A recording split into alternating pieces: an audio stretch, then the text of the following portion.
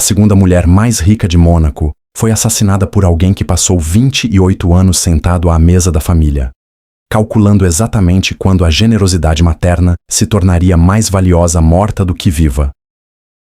Quando uma mãe dá uma mesada de 500 mil euros para cada filho, não está apenas financiando um estilo de vida. Está, na verdade, criando uma dependência tão profunda que sua existência se tornaria o único obstáculo entre eles e a própria liberdade. Hoje, vamos adentrar a elite de Mônaco, um principado independente com a maior concentração de bilionários do planeta. Um lugar que simboliza luxo, elegância e segurança absoluta. Ninguém poderia imaginar que naquele recanto privilegiado do mundo conhecido como a Pérola do Mediterrâneo, aconteceria um crime tão brutal.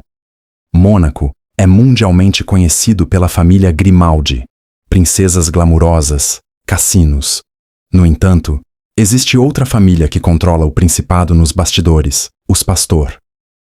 Na década de 1990, o clã já controlava cerca de 1/3 de todos os imóveis de Mônaco. A doutrina Pastor era construir torres de luxo, nunca vender, apenas alugar, e deixar juros compostos e valorização imobiliária fazerem o resto. Campeões de Fórmula 1, oligarcas, traficantes de armas, bilionários. Todos acabariam pagando aluguel mensal para o Império Pastor. Dos 3 filhos de Gildo Pastor, Victor, Michel e Hélène, foi Hélène quem herdou grande parte da gestão patrimonial. Diferente dos irmãos, ela era extremamente discreta. Não frequentava festas luxuosas, não aparecia em revistas. Quase não existiam fotografias dela. Morava num apartamento simples dentro de um dos próprios prédios. Funcionários eram proibidos de falar com jornalistas. Após a morte do pai, em 1990, Hélène herdou os ativos mais valiosos da família. Seu patrimônio incluía edifícios luxuosos na área mais valorizada do Principado. Uma fortuna estimada entre 12 e 20 bilhões de dólares, concentrada em apenas 6 quilômetros quadrados. Mônaco passou a chamá-la de a vice-princesa, uma espécie de realeza paralela, abaixo apenas dos Grimaldi. E mesmo assim, Hélène tinha fama de ser uma mulher reservada, muito distante do estereótipo extravagante de bilionários. Era vista como trabalhadora, rígida, mas justa. Uma amiga disse sobre Hélène: ela tinha 2 personalidades. Podia ser maravilhosa, mas também muito dura. 2 filhos consumiam sua atenção. Silvia, nascida em 1961, fruto do casamento com um homem chamado Ratkovski, e Gildo Palanca Pastor, nascido em 1967. Hélène passou décadas sendo a mãe mais generosa de Mônaco. Financiava negócios, cobria despesas, resgatava prejuízos. Cada filho recebia uma mesada mensal de 500 mil euros. 6 milhões de euros por ano. Dinheiro suficiente para comprar qualquer coisa, exceto independência da mãe. Eles viviam como herdeiros, mas nunca realmente livres. Hélène controlava praticamente tudo: o dinheiro, os imóveis, os negócios. Até a estabilidade emocional dos filhos parecia depender dela. Sua filha mais velha, Silvia, ajudava na contabilidade e manutenção dos imóveis, mas elas estavam sempre brigando. Hélène chegou a contar para uma amiga da família: minha filha não gosta de mim. Em 1986, durante um baile beneficente em Mônaco, Silvia Pastor conheceu um homem polonês chamado Wojciech Janowski. Ele apareceu usando ternos impecáveis. Seu currículo era impressionante. Graduado em Cambridge, magnata hoteleiro, empresário do setor de petróleo, pioneiro em nanotecnologia, cônsul honorário da Polônia em Mônaco.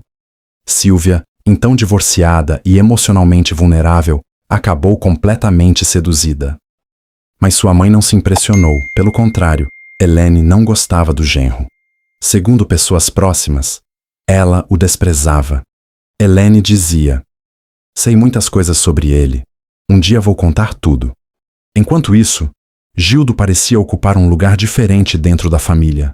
O filho homem, o herdeiro empresarial, o sucessor natural do Império Pastor. Hélène era muito ligada ao filho. Uma amiga contou certa vez: Hélène tinha 3 amores: Gildo, Sylvia e o cachorro Belly.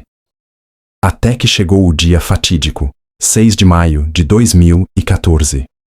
Atrás das janelas do luxuoso prédio que levava o nome da família, Elaine Pastor, aos 77 anos, resolvia os últimos assuntos urgentes do dia. A tarde já estava terminando.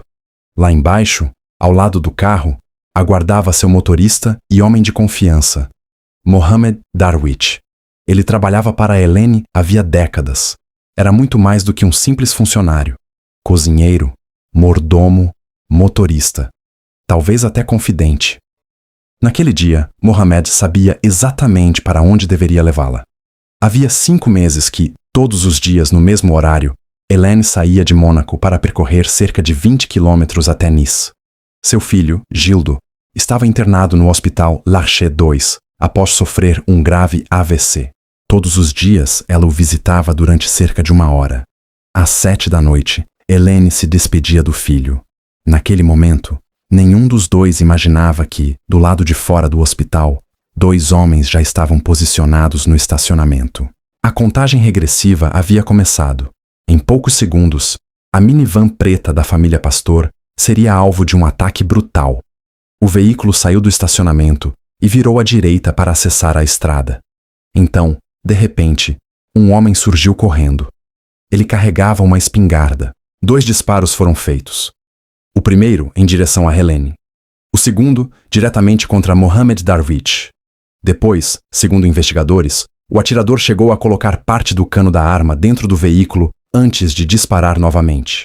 A herdeira bilionária e o motorista acabavam de cair numa emboscada. A poucos metros dali, preso à cama do hospital, Gildo percebeu que algo havia acontecido. Pouco depois, recebeu a ligação. Sua mãe e o motorista foram baleados. O hospital entrou em estado de alerta. Gildo Pastor não era apenas um empresário rico. Era proprietário da equipe de automobilismo de Mônaco e próximo da família real. Por questões de segurança, as autoridades decidiram transferi-lo imediatamente de volta para Mônaco. Enquanto isso, Elaine e Mohamed eram levados às pressas para outro hospital de Nice. O estado dos dois era grave. Por segurança, Elaine foi internada usando um nome falso. Menos de meia hora após o ataque, a cena do crime já estava completamente isolada. Peritos começaram a examinar cada centímetro da minivan preta. Rapidamente, a polícia identificou a arma usada no crime. Uma espingarda de cano cerrado. Aquilo chamou a atenção. Não era uma arma típica do crime organizado profissional. A espingarda parecia algo improvisado, quase amador. Outro detalhe intrigante. A bolsa de Elaine continuava no banco do passageiro. Dentro dela havia 1.800 euros em dinheiro. Nada havia sido roubado. Os investigadores descartaram a hipótese de assalto. 4 dias após o atentado, Mohamed Darwish morreu. Mônaco inteiro estava em choque. Quem ousaria atacar uma das mulheres mais poderosas do Principado? Talvez apenas Elaine Pastor soubesse a resposta. No hospital de Nice, ela finalmente conseguiu conversar com a polícia. Mesmo extremamente debilitada, lembrava perfeitamente do ataque. Ela declarou: "Entrei no carro e vi do lado direito um homem apontando uma arma para mim." Depois acrescentou: "Ele colocou a arma na porta e atirou novamente." Parecia haver muito mais que ela queria contar, mas o cansaço interrompeu a conversa. Antes da entrevista terminar, Elaine disse algo perturbador: "Estou com medo. Quero ver vocês novamente, porque tenho outras coisas para dizer." Essas seriam suas últimas palavras para os investigadores. A enfermeira que cuidou de Elaine se lembraria para sempre da pergunta que ela fez antes de perder a consciência: "Meu cachorro está bem?" O pet tinha permanecido no banco traseiro, ileso. Pouco depois, ela perdeu a consciência. Nunca mais acordaria. Em 21 de maio de 2014, Elaine Pastor morreu devido aos ferimentos. A notícia tomou conta dos jornais do mundo inteiro. O príncipe Albert expressou publicamente sua profunda comoção. Com a morte da herdeira bilionária e do motorista, toda a polícia de Nice foi mobilizada. Era preciso encontrar os assassinos. Recursos gigantescos foram empregados na investigação, quase como uma operação. Mas ninguém imaginava que os autores do crime eram extremamente amadores. Os investigadores perceberam que não estavam lidando com assassinos profissionais. As câmeras de segurança do estacionamento do hospital revelaram uma surpresa. As imagens mostravam claramente o atirador. E havia um segundo homem, usando boné vermelho, aparentemente atuando como vigia. Os dois estavam praticamente de rosto descoberto. Aquilo facilitou a investigação. As câmeras também revelaram outro detalhe absurdo. Os criminosos haviam chegado de táxi. Um deles chegou às 18h34 usando boné vermelho. 13 minutos depois, outro homem, vestido todo de preto, apareceu. Também vindo de táxi. Para investigadores experientes, aquilo parecia inacreditável. Era um nível de amadorismo raramente visto, e acabou se tornando um presente para a polícia, porque eles conseguiram facilmente os números de telefone usados para chamar os táxis. A partir dali, começaram a reconstruir minuto por minuto toda a movimentação do grupo no dia do assassinato. E tudo levava a Marsella. Numa loja, os 2 celulares usados pelos criminosos foram ativados em uma região de Marsella. Pouco depois, os sinais começaram a se deslocar em direção à estação de trem. As câmeras de segurança da estação registraram os 2 homens embarcando com destino a Nice. Ao chegarem à cidade, voltaram a ser identificados pelas câmeras às 15h39. Meia hora depois, os próprios celulares os traíram novamente. Os aparelhos se conectaram a antenas próximas de um hotel perto da estação. Os 2 alugaram um quarto. 50 minutos antes do atentado, o homem do boné vermelho saiu primeiro do hotel de táxi. Poucos minutos depois, o atirador fez o mesmo. Às 19 horas, os 2 já estavam posicionados no estacionamento do hospital. 5 minutos depois, Elaine Pastor desceu para entrar no carro. Às 19h10, os disparos aconteceram. Graças às câmeras e à análise dos celulares, a investigação fez um avanço considerável. Faltava apenas descobrir quem eram aqueles homens. Isso também não demorou muito. Quando a polícia fez buscas no quarto de hotel, encontrou algo decisivo. Um frasco de sabonete líquido contendo DNA. O material genético bateu com um homem conhecido da polícia de Marsella, Said Ahmed, 24 anos. Antecedentes por tráfico de substâncias ilícitas.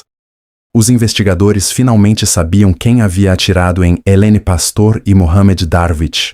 Restava identificar o segundo homem, o vigia de boné vermelho. Ele continuava usando o mesmo celular utilizado durante o crime. Isso tornou tudo mais fácil. O aparelho pertencia a Hamad, 31 anos, também conhecido da polícia. Agora, os 2 homens do estacionamento do hospital tinham um nome. Porém, havia uma pergunta intrigante. Qual era a ligação entre 2 pequenos criminosos de Marsella e uma das mulheres mais ricas de Mônaco? A resposta não demoraria a surgir. Os investigadores começaram a interceptar as ligações dos suspeitos. E eles falavam demais. Em praticamente todas as conversas aparecia a mesma expressão: o branco. O branco era quem tinha o dinheiro, quem dava as ordens, o verdadeiro chefe. A polícia passou então a seguir os contatos dos 2 criminosos. Foi assim que identificaram um homem chamado Pascal Dauriac, 46 anos, personal trainer. E o mais chocante, um homem extremamente próximo da família Pastor. Pascal atendia clientes ricos em Mônaco, entre eles, um casal muito conhecido, Sylvia Pastor, e seu marido, Wojciech Janowski. Naquele instante, a investigação mudou completamente. O que parecia um ataque externo se transformou em uma tragédia familiar. Todos os olhares se voltaram imediatamente para Janowski, o genro de Elaine Pastor. Ele tinha 65 anos, era polonês, e atuava como cônsul honorário da Polônia em Mônaco. Além do título diplomático, apresentava-se como um poderoso empresário do setor petrolífero.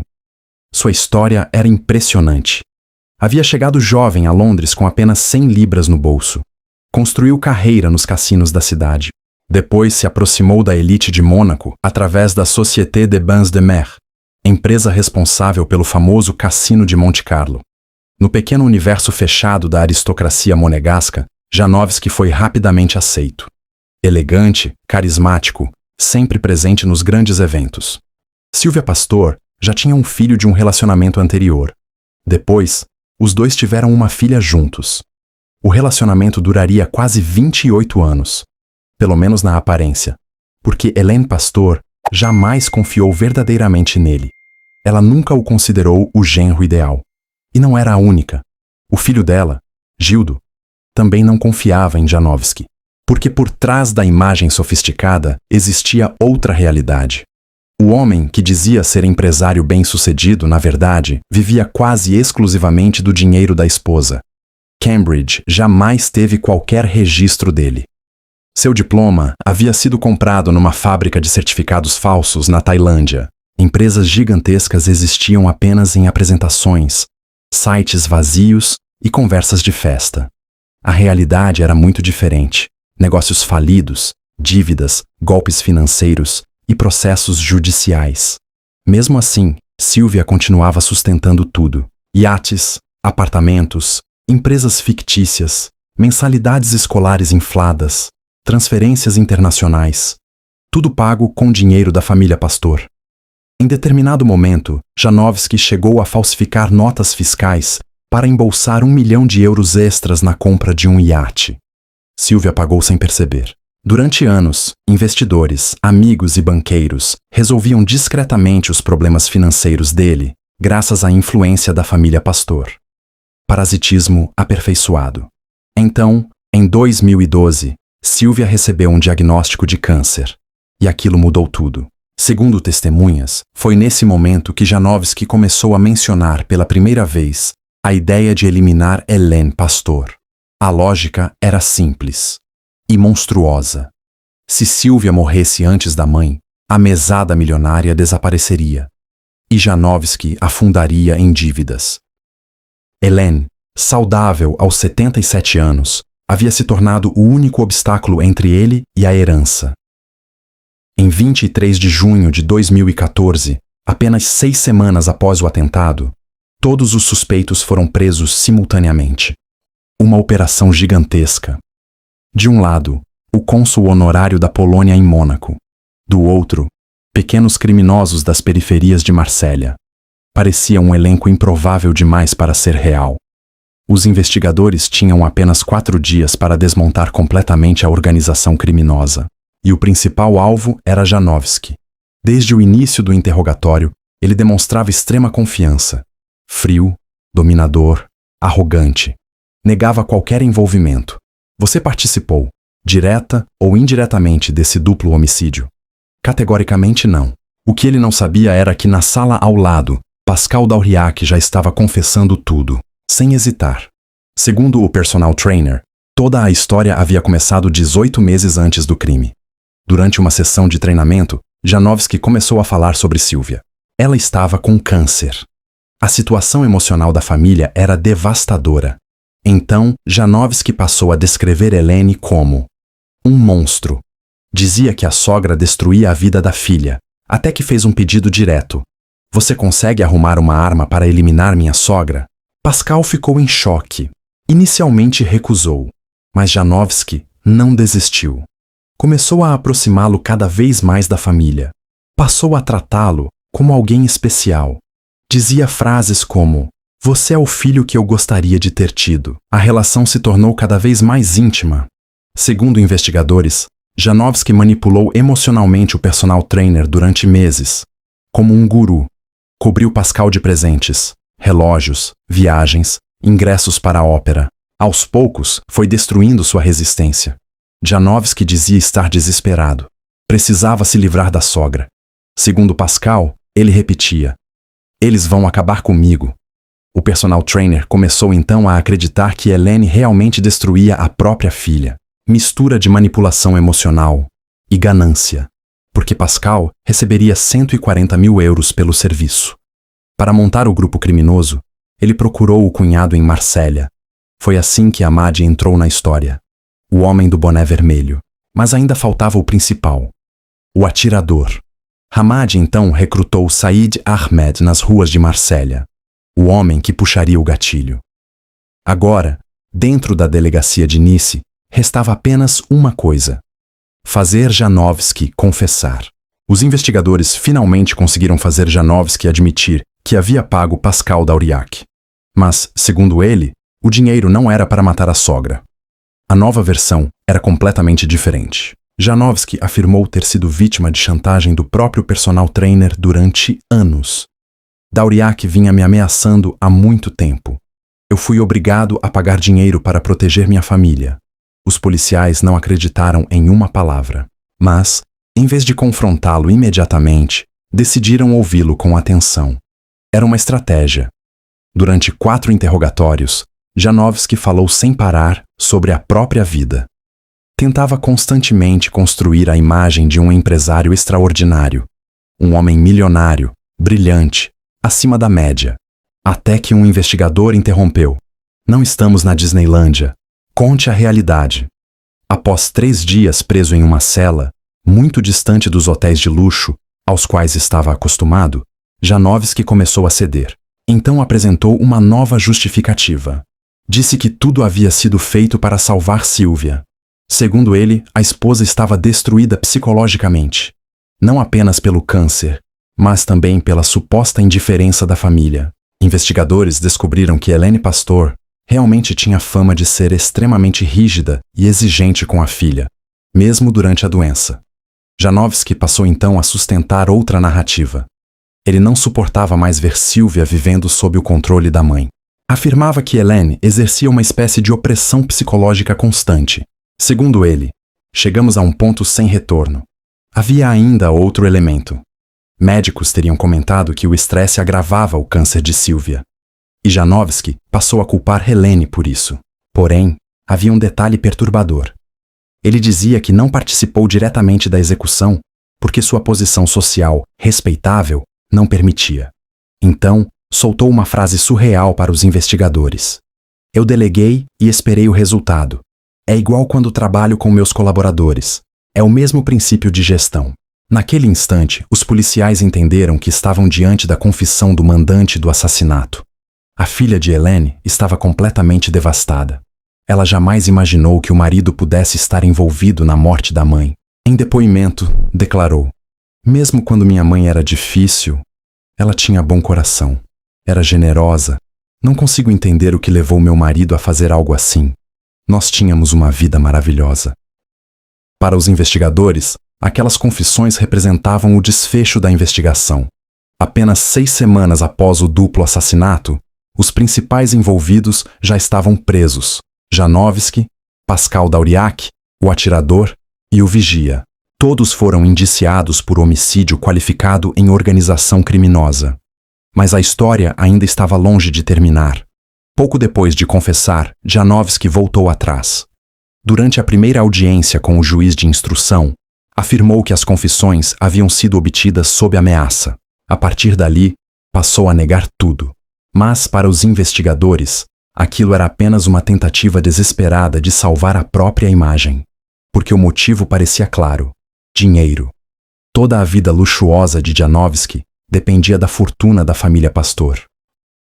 Segundo a investigação, Janovski cogitou matar Gildo também, mas ele estava internado e fora de seu alcance. Em 17 de setembro de 2018, começou o julgamento mais aguardado da França naquele ano. A imprensa lotou o tribunal. Todos esperavam um espetáculo judicial. Silvia e Gildo Pastor acompanharam o julgamento separados. A família estava destruída. Mesmo diante de todas as evidências, Janovski continuava repetindo: sou inocente. Mas 13 dias após o início do julgamento, aconteceu algo decisivo. O presidente do tribunal autorizou a exibição dos vídeos gravados durante os interrogatórios. Todo o tribunal assistiu em silêncio. Nas imagens, Janovski aparecia relaxado, calmo, conversando normalmente com os investigadores. Nada indicava coação. Nada indicava ameaça. As alegações de tortura desmoronaram instantaneamente. A reação no tribunal foi devastadora para a defesa. Em determinado momento, o próprio advogado declarou diante dos jurados aquilo que Janovski jamais teve coragem de admitir claramente: que havia mandado matar Helene Pastor. A única parte contestada pela defesa era a morte do motorista Mohamed Darwish. Segundo os advogados, Janowski jamais teria ordenado aquele segundo assassinato. Em 17 de outubro de 2018 veio o veredito. Pascal Dauriac recebeu 30 anos de prisão. Hamadi, Said Ahmed e Wojciech Janowski foram condenados à prisão perpétua. Mesmo após a sentença, Janowski continuou insistindo na própria inocência. Mas, para a justiça francesa, o caso estava encerrado. A dinastia Pastor havia sido destruída por dentro. E talvez essa seja a parte mais perturbadora de toda a história. Durante 28 anos, o assassino jantou com a família. Por trás dos muros das mansões, os ricos acreditam estar seguros. Mas nenhum portão, nenhum cão de guarda e nenhum sistema de segurança é capaz de protegê-los do inimigo dentro da própria casa. É sobre esse abismo entre o luxo e o crime que falaremos na série especial de junho, Dinastias Fatais. Certifique-se de que sua inscrição está ativa e o sininho de notificação ligado, porque alguns convites não chegam 2 vezes.